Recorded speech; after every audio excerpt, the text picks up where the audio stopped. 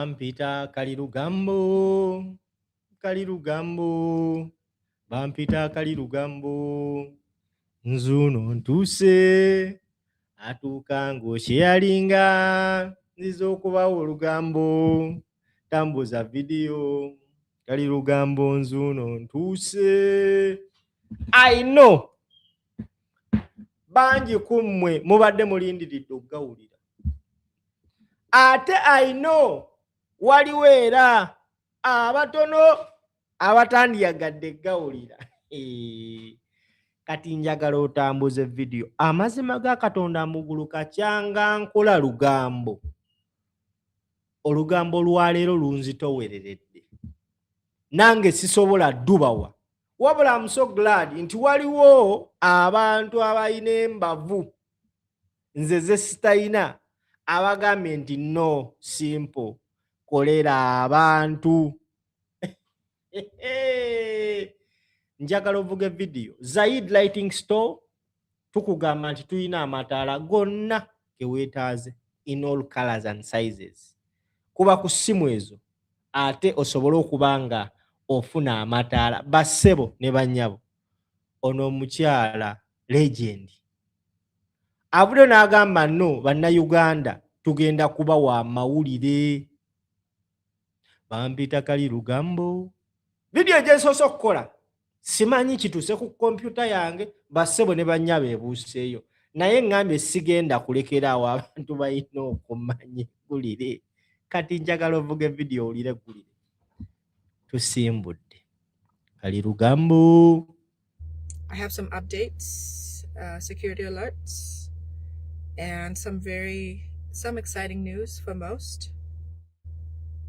Some not so for a few, but we really don't care about those few. Okay.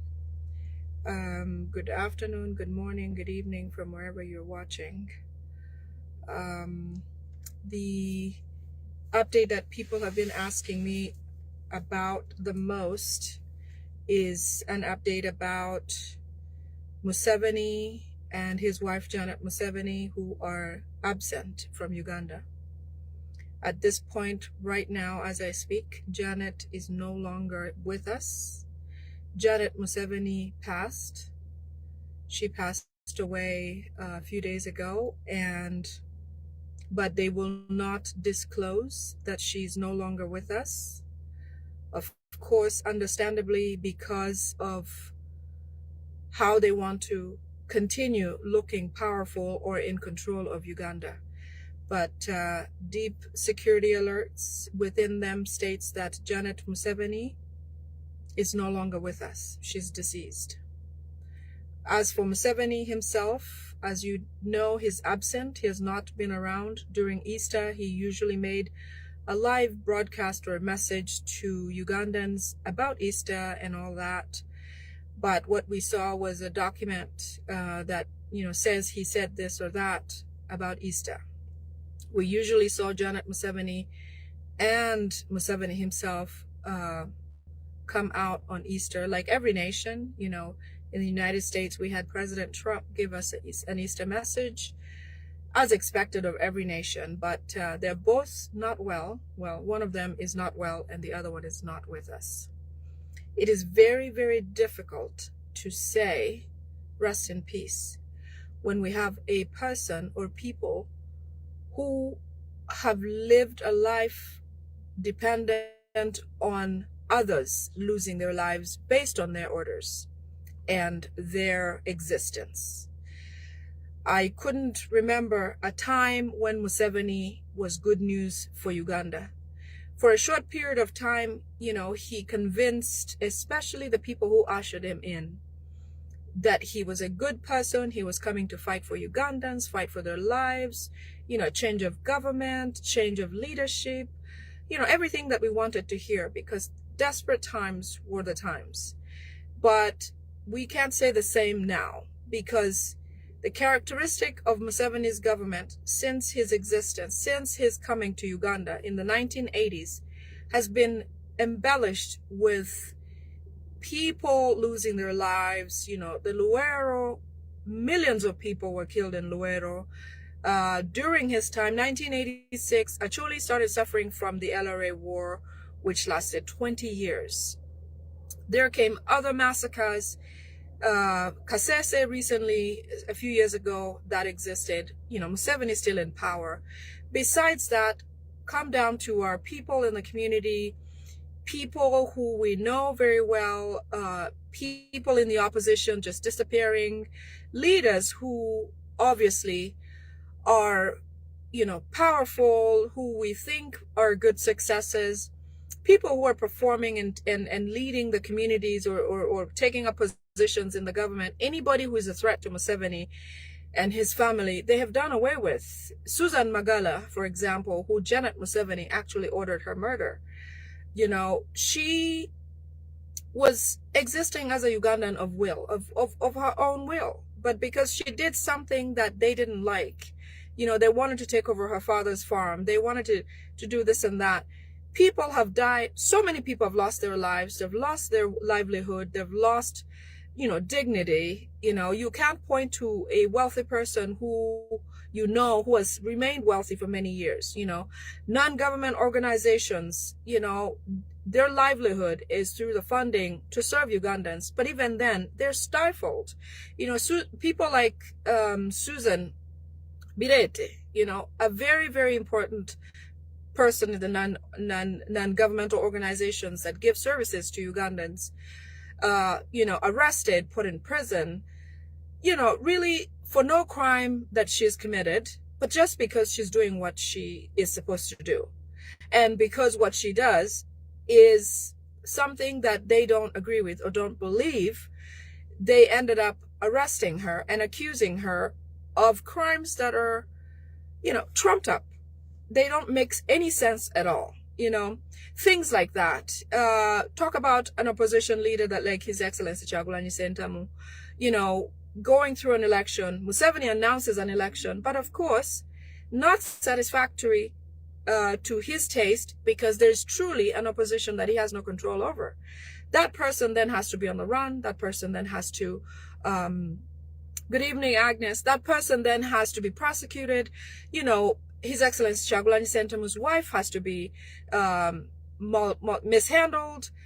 His children, you know, they don't have a continuous. Nobody's promised tomorrow in Uganda as long as these people are here.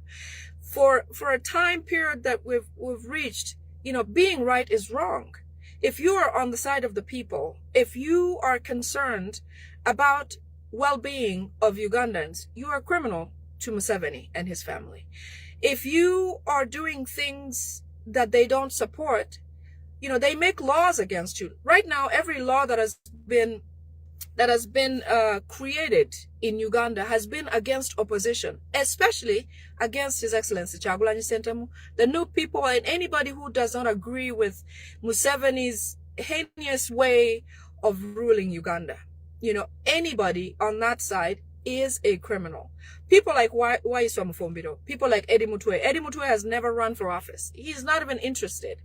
But because he has a good friend called His Excellency Kyagulanyi Ssentamu, that's enough crime to get Eddie Mutwe away from the arrested, beaten to death, near death, and, you know, put away without any treatment or anything like that. People survive in Uganda by the grace of God, not because they are getting or living the life that they should be living. Talk about wealthy people. Today they're alive, tomorrow they're gone. And when they're gone, their businesses are gone. All of a sudden, all real estate is gone. Everything that they own, you know, talk about anybody who leaves office, members of parliament. When they leave office, you know, I can speak because I come from a family of that sort. They leave parliament, few years down the road, they have nothing. Nothing. If you have anything, you are tied up into loans that are given to you by the Museveni people. So it's hard to say that Ugandans will not celebrate the passing of both these people, okay? And hope for more. Unfortunately, that is where life has gotten us. It is sad, but what can you do? As a human being, we feel hurt, we feel pleasure, we feel all these things. But most Ugandans, 80% of Ugandans, feel sadness. They're broken. They have nothing, a lot of lack everywhere. And I can tell you that knowing both sides of the aisle, I have very good friends who are well-to-do, and I have several friends who don't have much, okay? And I can tell you that I get a lot of messages in my inboxes. The people who want me to stop speaking are the people who are well-to-do, people whose children's future are planned for, people who are the people in parliament, the people in power, the people in businesses, and all these types of things. And then there comes the people who say, thank you so much for speaking. Here's my experience.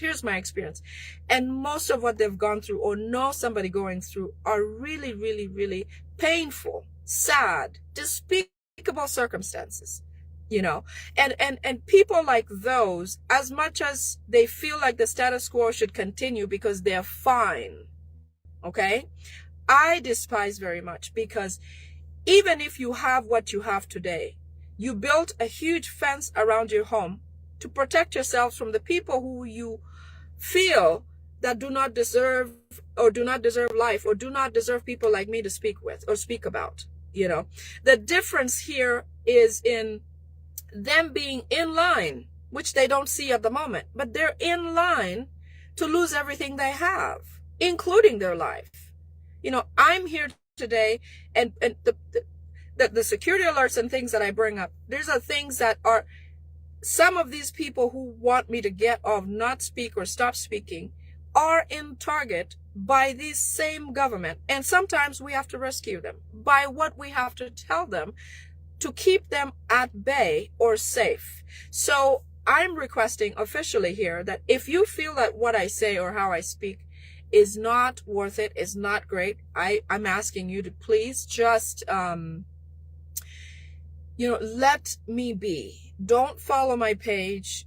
Just don't disregard, okay? Because what I do here is for the real Ugandan there who is waking up uncertain about tomorrow, wondering if tomorrow will be another day, whether they will live or not. The people in prisons, the supporters, the political prisoners in prison, the lady who passed away, who was in a video yesterday, unfortunately, she tells a story about the time after the election, around the election time, when she was abducted, taken away, injected with a lot of chemicals or whatever, and she ended up dying under the circumstances of what the people like the Musevenis feel like it should be, how other Ugandans live. So it is unfortunate that we have to celebrate death, because these people do not deserve to live. So in any case, Janet Museveni, the wife of the dictator Yoweri Kaguta Museveni, is gone. She passed away when she was taken out from her home after the fall. She went on life support for a few days, but it is 100% confirmed that she's gone.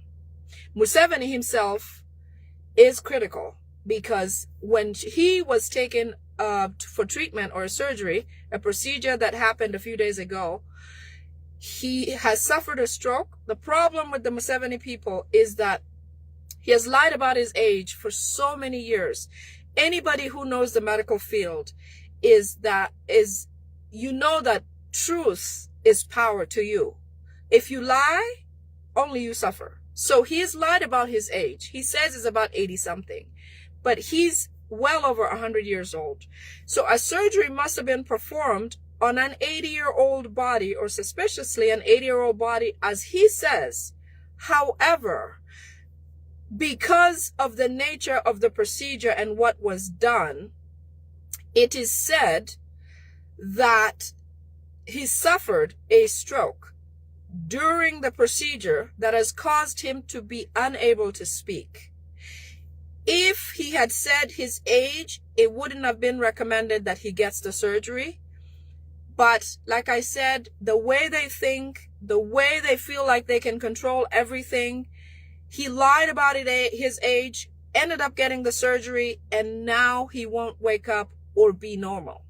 So essentially, Uganda has no president or first lady.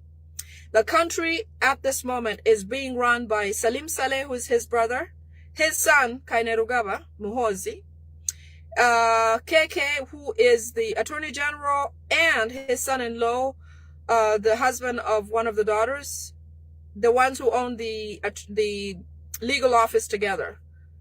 You know who it is. Kaihura is one of them. Mwesigwa is one of them. The other Muhozi is one of them.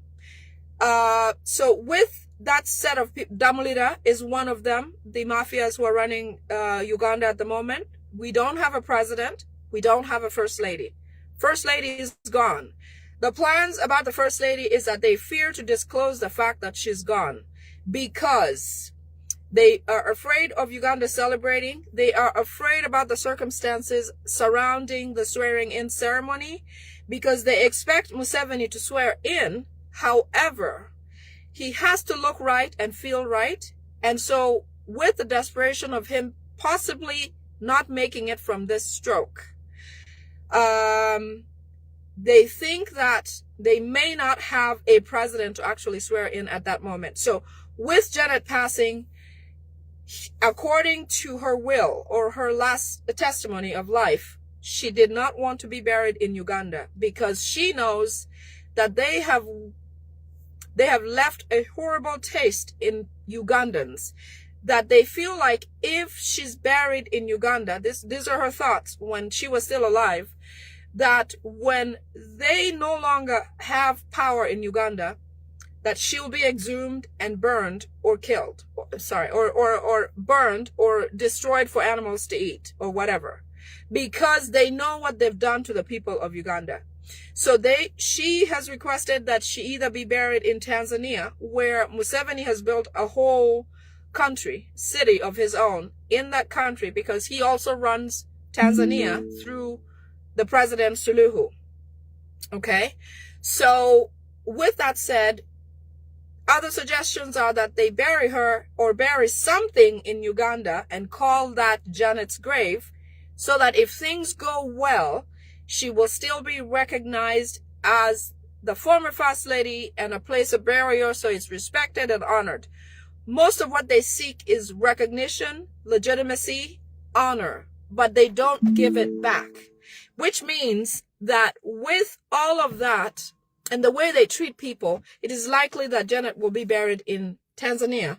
However, the plans are to keep her in Rwanda under refrigeration for a period of time until they are able to bring her around June after supposed swearing in, which is not going to happen because now Museveni is also under the weather. The doctors have advised that Museveni not be informed about Janet's passing, neither be informed about the conditions of the country. So with that, they're illegally running operations, Salim Saleh and Muhozi, illegally running operations as unofficial president and son, or whatever the case might be.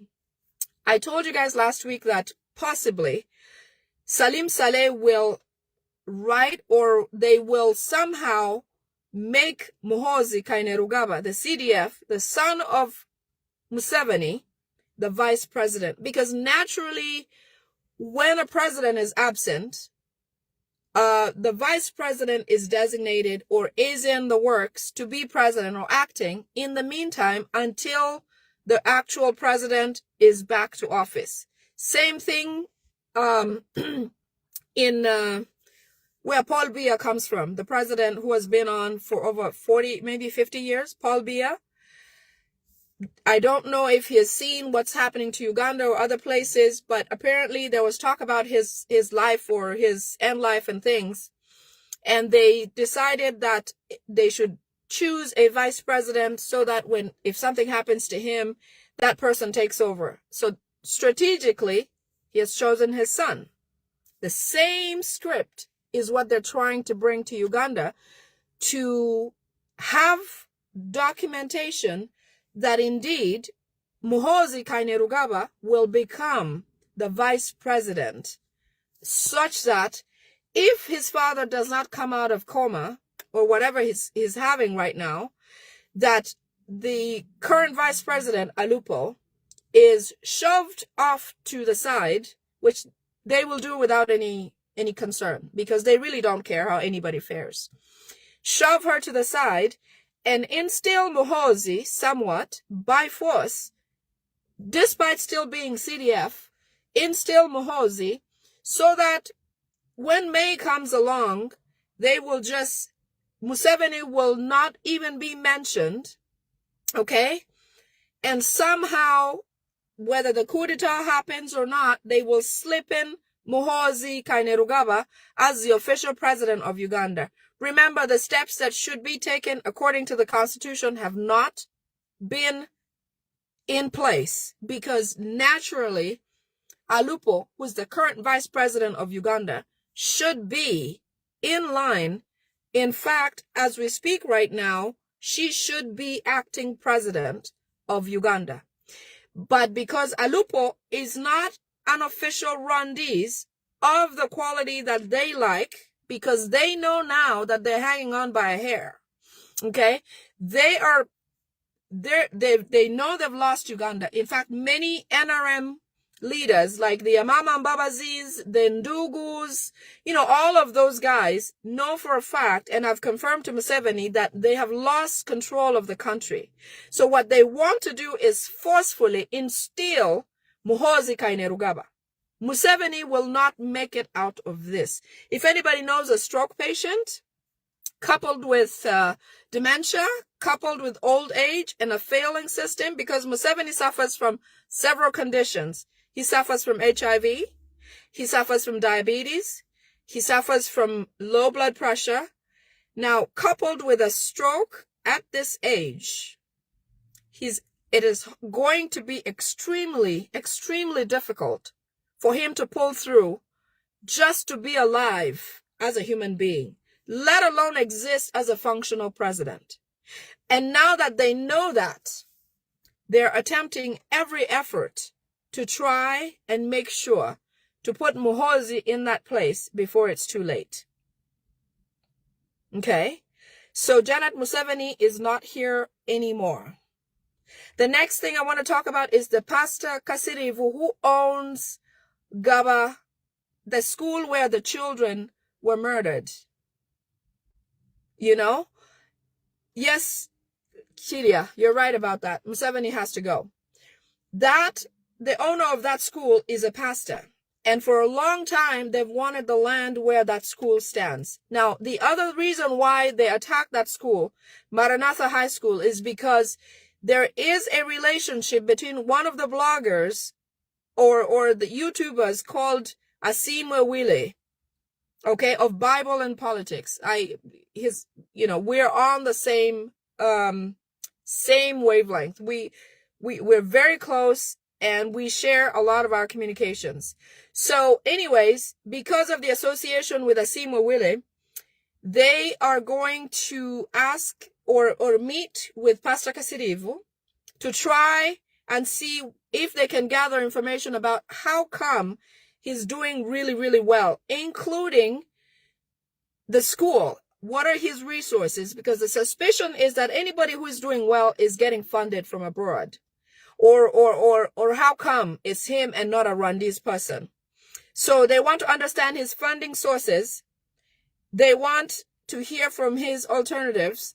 How come he's doing what he does and has all these investments? Okay.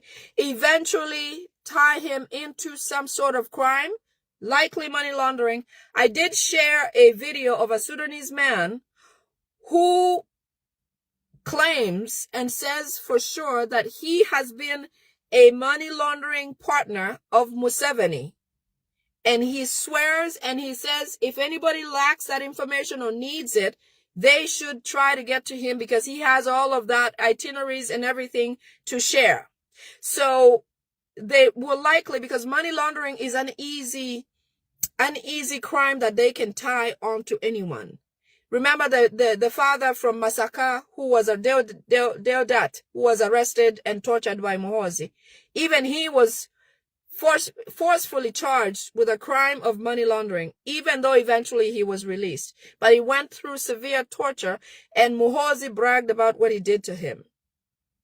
So they want to lie and tie him with his connection with Asimwe Wile to try to have him convince Asimwe or give him a condition of that if you get this man to stop speaking, online about this family, about politics, then we will set you free or set your school or give it back to you.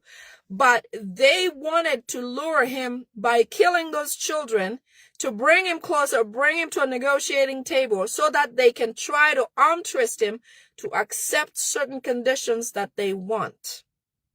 So it is not about a crime that was committed by a criminal, wanting, I don't know what benefit is there to kill children.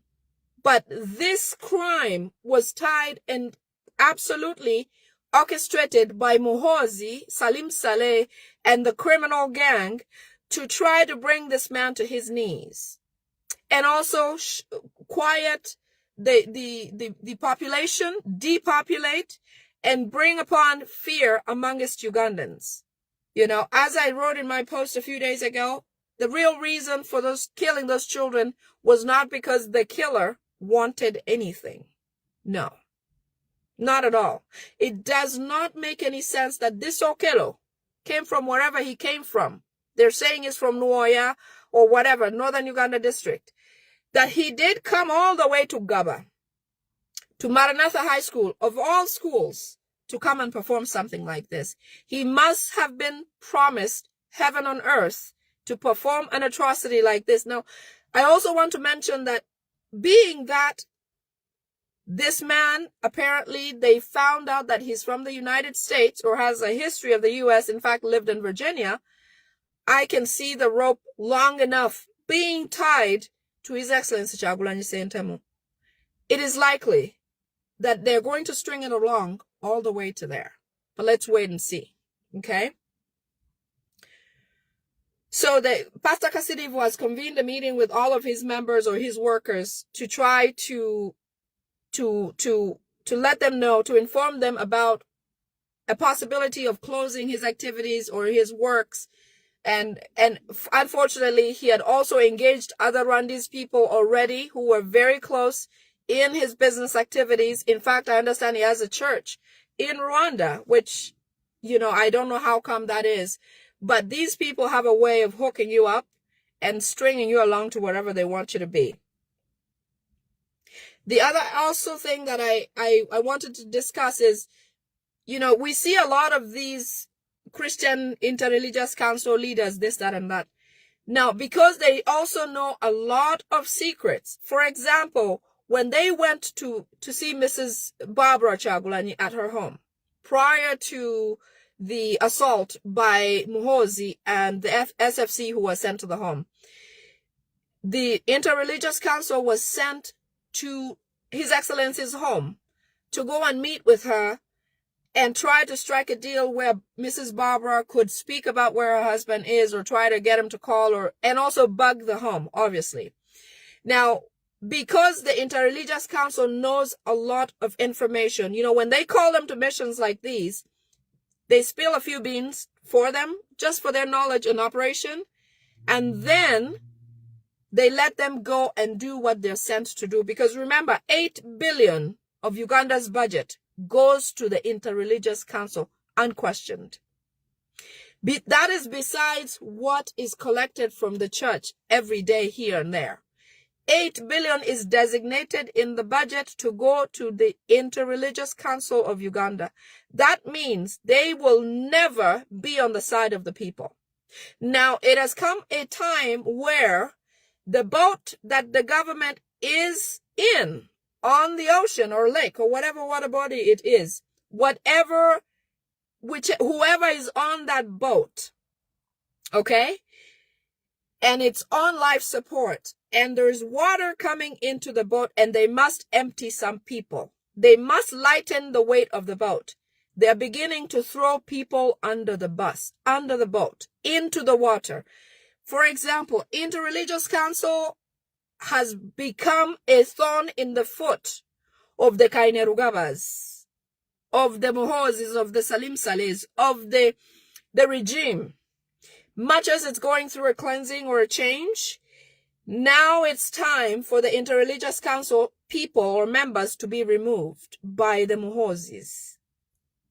Who knew that time would come? It is their time. They are figuring out how to do it, to eliminate those older religious people in the council who have been there for so many years, okay? So many years.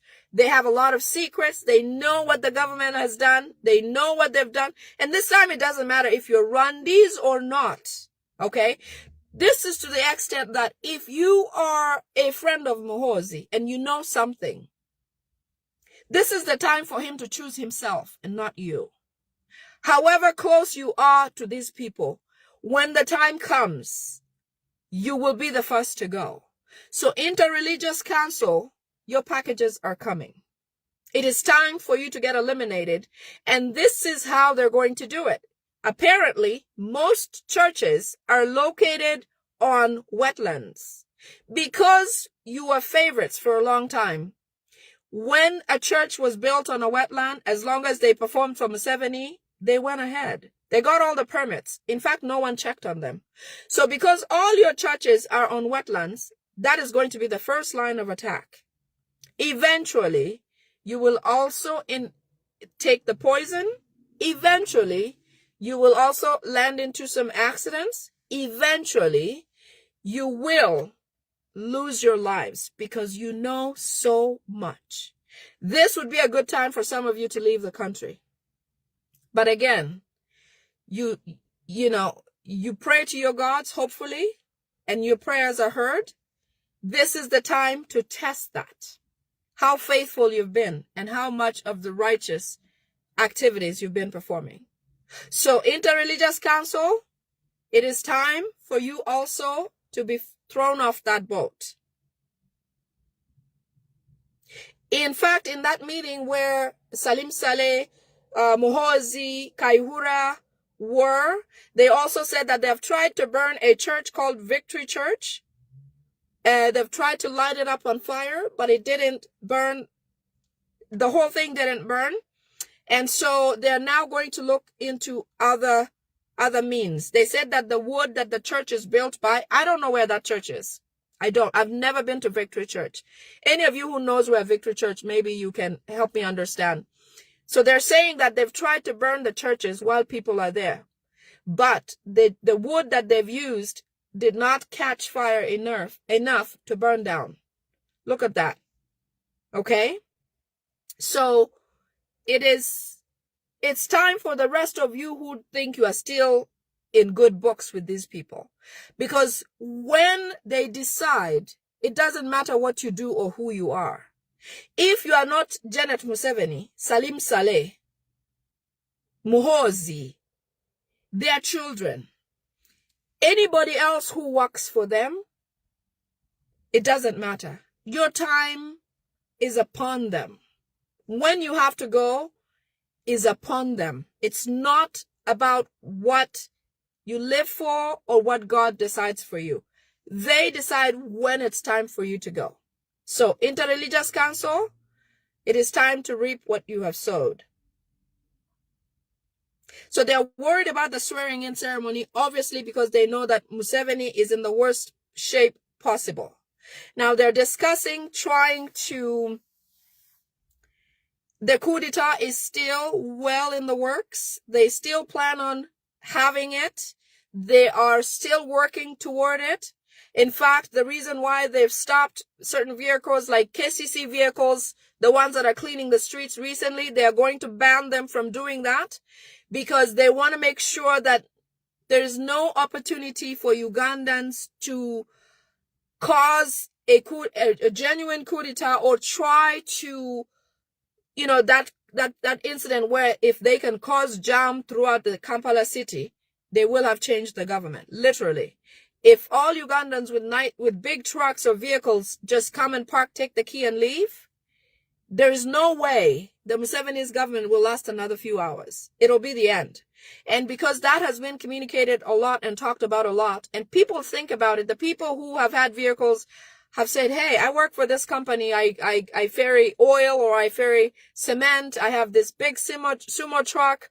If you guys need an operation like this, just let me know. So there is offers like that on the table. Okay, my colleagues have discussed this. So because of that, being out there, they're worried about the fact that this could actually take place. They have ordered all the media to stop debating on the swearing-in ceremonies that should be coming up in May, okay? Parliament has been requested not to discuss any of that either, about anything concerning the leader of opposition or leadership or change of leadership or anything like that, because they don't know if the swearing in will happen. They are not sure Museveni will live to actually swear in. The other point I have is last week, senior prisons officers had I would say a function, a decorating function. I think they do that every so often where people are honored for their service, for certain work they've done and this, that, and the other. Apparently that happened, and many of the attendees of this event actually were poisoned. The reason why they do things, I'm sorry, the sun is in my face. I don't know what to do with it. Anyway, we'll just continue.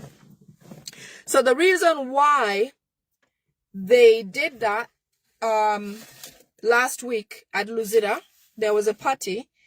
They did that because, as I said, the boat is sinking. They're eliminating people who they think or feel that know too much about what the government has done. All of the atrocious activities that were performed at the prisons, the arrests, the torture, people being taken back and forth, the Eddie Mutwes who were, first of all, after abduction, taken into Muhoozi Kainerugaba's dungeon in his basement, tortured severely, and then brought to the prisons to formally be imprisoned. So those types of events have caused them to also try to eliminate, which officially those people who are senior police officers who work for the prisons in Luzira who attended that function should go and check themselves, because they were severely poisoned and they will have their internal organs failing in a few days or so. Okay? That boat will not take you people working for the Musevenis. It's not for you. So the sooner you realize it, the better it is for you. Okay? They're still coordinating fire outbreaks in garages. For example, in Chibanda, Kumbawo, I don't know where that is. They're also still debating one prominent, killing a prominent official. I couldn't tell you who it is because we don't have the name of that person, but that is something that they're planning to do as well. So like I said, the boat is full and it's sinking. And anyone and anybody that they feel a sentiment to do that to will eventually suffer that. I don't know this person. I think there's a lady called Spice Diana. She's an artist. I believe she used to be a friend of Mrs. Barbara Chagulanyi. Salim Saleh and another gentleman swear that they have poisoned her. And in the next few days, she's going to start failing in her organs. So anybody who knows Spice Diana, there was another person who was discussed whose initial is K or something like that. We're not certain about who exactly that is yet, but when we do, I'll let you know. So Spice Diana, if anybody who knows her, have her get checked. Okay. They have adopted a new app that is used in the Arab world where they can call people directly, no matter where you are, and try to map out or try to bug your phone so that they can get to you. So especially those in Uganda, be careful if you have friends who you're not really trusting of where they lean, whether on your side or position or not. Try to avoid communications. Basically, be careful. They use a lot of women, so be careful, especially men and women in the opposition. Try to stay true to yourself and your partner. Trust your partners, find the right partners. This is not the time to mess around or play around. I don't know if you have seen the video of the lady, I didn't get her name, the one who Oh, before I get to that, this was also posted by Spire Sentongo, the one who does the cartoons about the, things, current affairs and things. Anything that happens to Spire Sentongo, it is Chiriowa Chiwanuka, the Attorney General. And what is, Katz, could you help me? What is the name of Museveni's attorney? The husband of one of the daughters. I forget his name. Anybody who remembers that name? The one who is a partner of Attorney General Chiriowa Chiwanuka. So anyways, they've discussed taking Spire Sentongo, either taking him like they did Waiswa Mufumbiro and imprisoning him. And then they also would like, when they take him, Karujire. Yes. Thank you, Maureen. So anything that happens to Spire Sentongo, the cartoon artist, it will be Karujire and Chiriowa Chiwanuka. Karujire is the son-in-law of Museveni. He's also Museveni's attorney. He's also in charge of the whole legal fraternity in Uganda. Any rulings that happen in Uganda, especially that have to do with the opposition or politics or the wealthy in Uganda, are drafted by Rwabwogo. Yes, are drafted by Rwabwogo. Rwabwogo is the attorney of Museveni and is the one in charge of the government. Sorry. He's the one in charge of the legal fraternity. In fact, anything that passes in, for example, when the last time the political prisoners were brought to court, you saw that the judge was reading instead of, adjudicating from her knowledge. I'm sure she's experienced with a bail application, with, hearing both sides of the legal aisle, defendant and accused or accuser. She could not perform on her own. She had to read from somewhere, and she was reading about the fact that they're no longer going to have the media in-house while they rule on opposition cases. Meanwhile, many of the opposition political prisoners are in jail because they're accused of failing or of breaking the Public Communications Act, the Computer Misuse Act, which was apparently designed by the gentleman who's wasting away. You know who it is.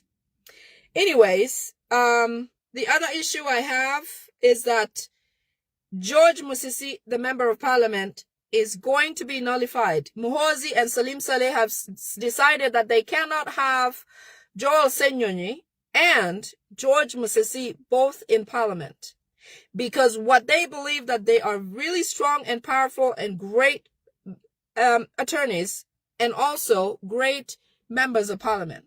So, as you know, that the family of His Excellency Kyagulanyi Ssentamu is compromised.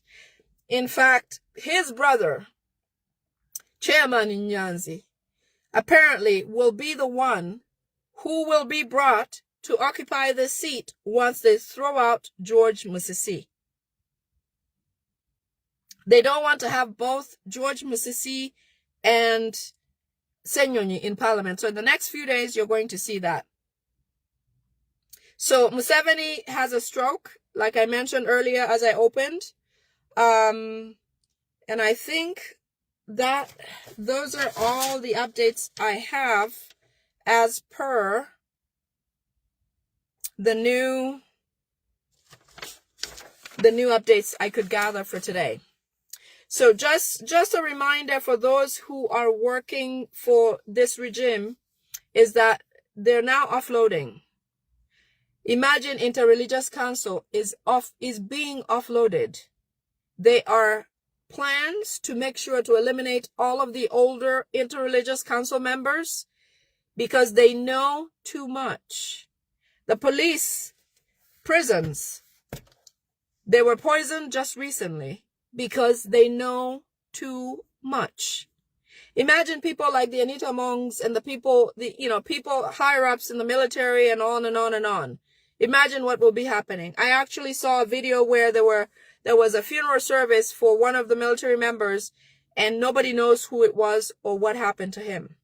If we can take a lesson, it would be that, we want to be on the right side of history now more than ever, because it is imminent that Uganda, the politics and the leadership of Uganda is going to change. We don't have a president. He is on life support, has had a stroke, cannot speak. Okay? Why do we still rely on such a person? His wife is gone. If we have a president of any sorts, we will likely, what they're planning to do is have Muhoozi instead become the president of Uganda. So I don't believe that will happen, because if anything's pointing to the right direction is the fact that these guys are going down.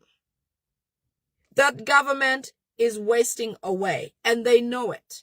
Once Museveni is gone, even if he's not, which is not going to be able to perform even if he's here, Uganda is going through a change, and Uganda is in the right place at the right time. At the right time. Even if we're seeing the most painful things going on, it's darkness before dawn. I strongly believe it. We have never seen a Uganda this close to change before. Never. Often we suffered quietly. We did not act against what we were facing. But now with a person like His Excellency Kyagulanyi Ssentamu, we have everything we need to see and foresee a change in this country. So my advice to us is, anybody who's doing anything, whatever you are doing, please keep it there. Keep your foot on the gas, because it is time and we're getting there. We're in the right place. We're going through what we're going through, just like a mother about to deliver their baby. There's a lot of pain that goes on when that time comes. But after that, you have a new world. You have a new person.